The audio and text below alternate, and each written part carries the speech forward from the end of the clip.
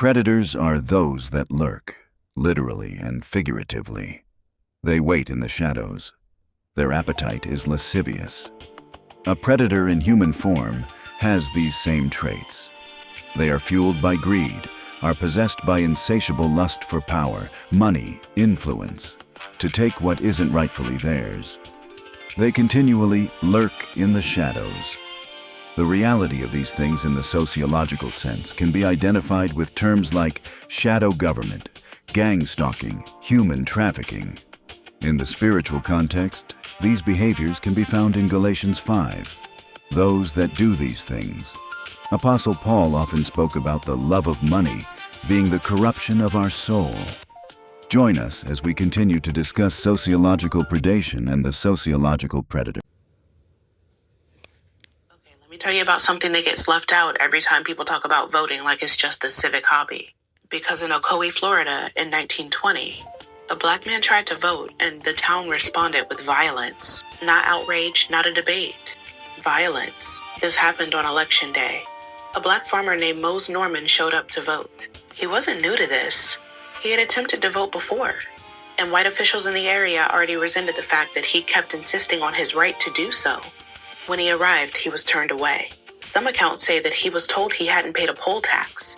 Others say that officials just outright refused him. Either way, the message was the same. And instead of it ending there, it escalated fast. Another man became a target. Julius July Perry. He was a respected black community leader and an advocate for voting rights. That alone was enough. By that evening, white mobs had formed. And this part matters. This wasn't random chaos. Law enforcement did not stop it. Local authorities didn't protect anyone. The mob moved deliberately through the black community. Homes were burned. At least one black church was set on fire. People were shot. Families fled to nearby swamps and woods to survive the night.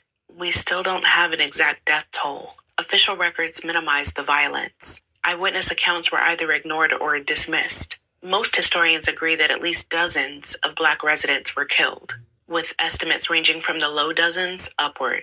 The uncertainty itself is also a part of the harm. See, July Perry was captured. He was shot multiple times.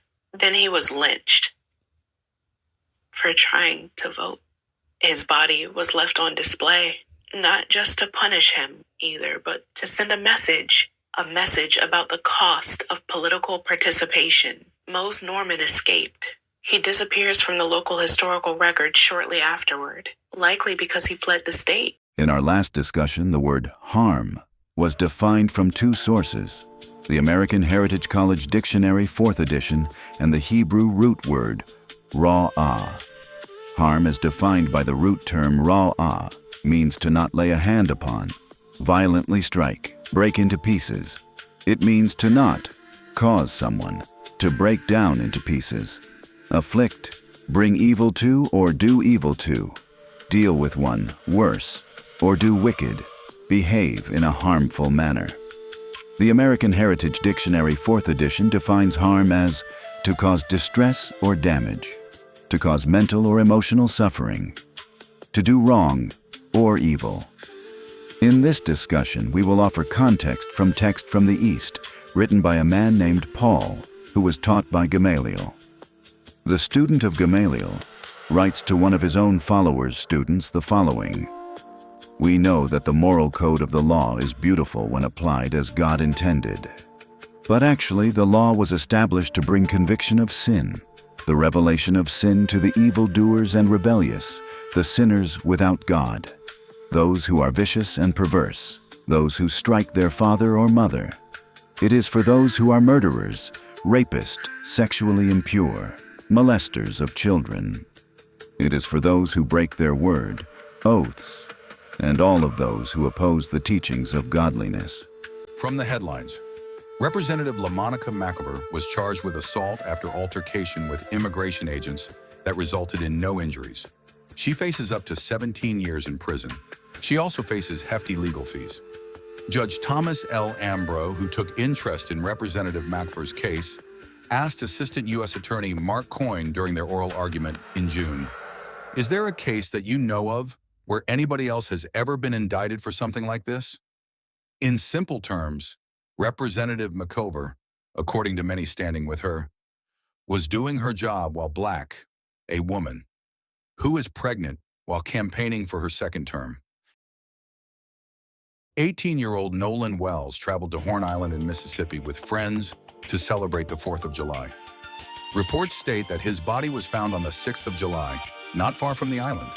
The incident has sparked national attention and outcry from various communities.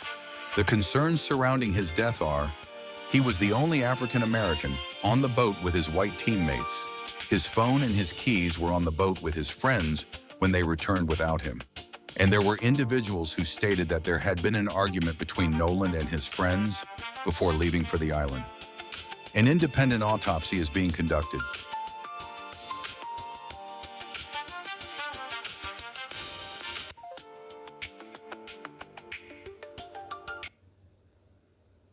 One of the biggest lies we tell ourselves about history is that it was always the politicians. But it wasn't. Politicians didn't keep slavery alive by themselves. They don't build segregation by themselves. They don't commit genocides by themselves. Ordinary people do. And history has made a name for the moment that ordinary people stop questioning an idea and start protecting it.